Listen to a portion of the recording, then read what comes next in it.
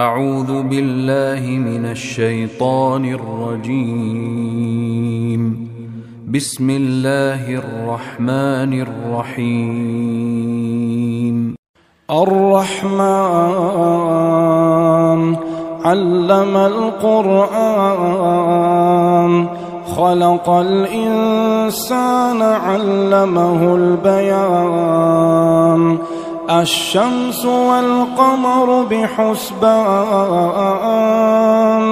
والنجم والشجر يسجدان. والسماء رفعها ووضع الميزان، ألا تطغوا في الميزان. وأقيموا الوزن بالقسط ولا تخسروا الميزان. والأرض وضعها للأنام، فيها فاكهة والنخل ذات الأكمام، والحب ذو العصف والريحان. فبأي آلاء ربكما تكذبان؟ خلق الإنسان من صلصال كالفخار، وخلق الجان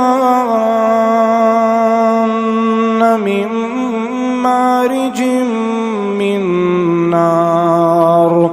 فبأي آلاء ربكما تكذبان؟ رب المشرقين ورب المغربين، فبأي آلاء ربكما تكذبان؟ مرج البحرين يلتقيان، بينهما برزخ لا يبغيان. فبأي آلاء ربكما تكذبان؟ يخرج منهما اللؤلؤ والمرجان. فبأي آلاء ربكما تكذبان؟ وله الجوار المنشآت في البحر كالأعلام. فبأي آلاء ربكما تكذبان؟ كل من عليها فان، ويبقى وجه ربك ذو الجلال والإكرام. فبأي آلاء ربكما تكذبان؟ يسأله من في السماوات والأرض كل يوم هو في شأن. فبأي آلاء ربكما تكذبان؟ سنفرغ لكم أيها الثقلان. فبأي آلاء ربكما تكذبان؟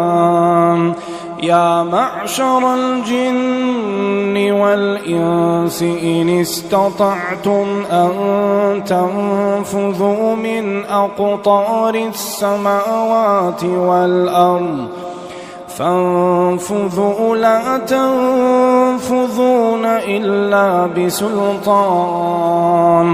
لا تنفذون إلا بسلطان. فبأي آلاء ربكما تكذبان؟ يرسل عليكما شواظ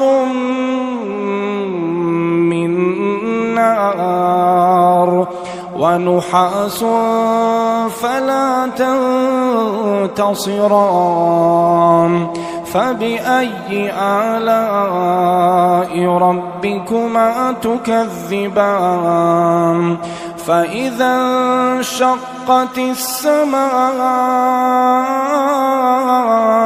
فكانت وردة كالدهان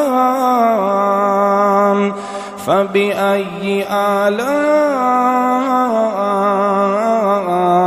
ربكما تكذبان فيومئذ لا يسأل عن ذنبه إنس ولا جان فبأي آلاء